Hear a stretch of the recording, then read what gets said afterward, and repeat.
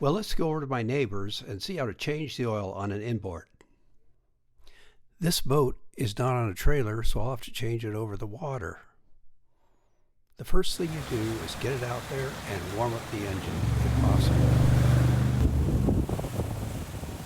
Then, once it's warm and it's reached good operating temperature, which will just be a couple minutes, then you're all ready to change the oil. So either get it on the trailer or put it up on the lift.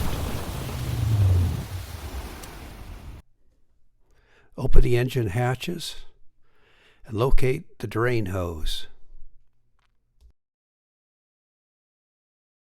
Oil filter, and right here, this little tube thing that's hanging on here connects to the lowest part of the engine, which is the drain pan, the oil drain pan.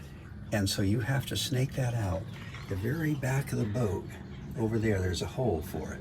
And we'll go outside the boat. So I paddle over on my little sunfish and get all ready.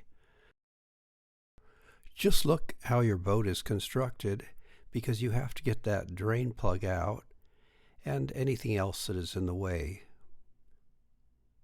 In this case, it's very simple. Be sure not to lose any small parts. Get a large screwdriver and take out the drain plug without any effort whatsoever.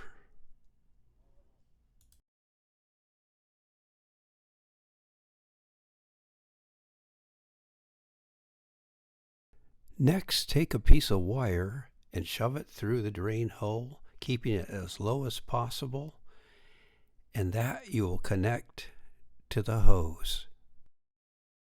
Next, get an empty oil jug and tie it to that shock absorber or whatever else is hanging down from your boat so we can drain the oil right into it. And all we're going to do is go up and we're going to drain it through there. So let's go up top and take a look. So what you do is you unclip this from this thing, get a hold of this hose, bring it around the riser right here. Here's the other end of it right here, and take it right through to the very back, the hole that you can't see here where that wire's coming through, and pull. Okay, I can see it. It went to the left. We'll look down here and we can see it nicely. You see it right there?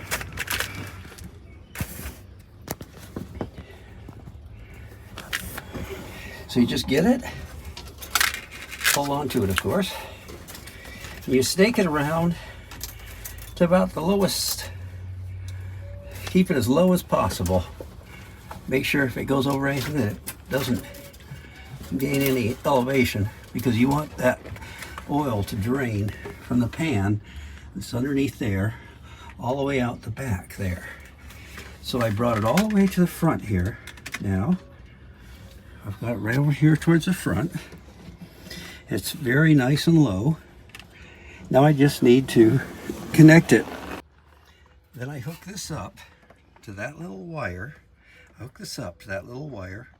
And I pull that little wire through, and out it goes, making sure this is all nice and low. All you do is simply grab this little thing.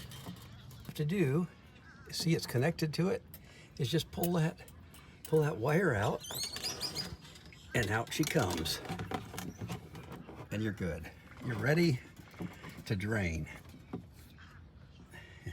So this needs to go in here, and you'll take that off with a crescent wrench and everything will be good.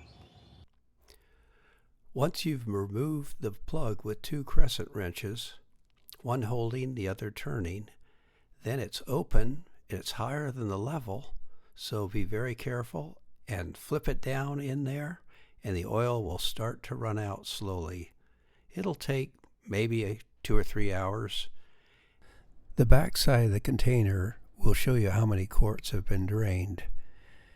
Once it is finished draining, you can take the hose out, put the plug back in the hose, tighten it nicely, and shove the whole hose through the transom hole.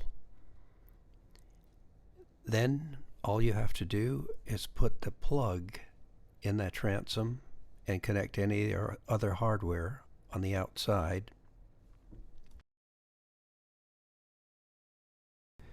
Then get the drain hose and clip it nicely as seen in the picture, and take off the oil filter if you haven't already, and put a new one in.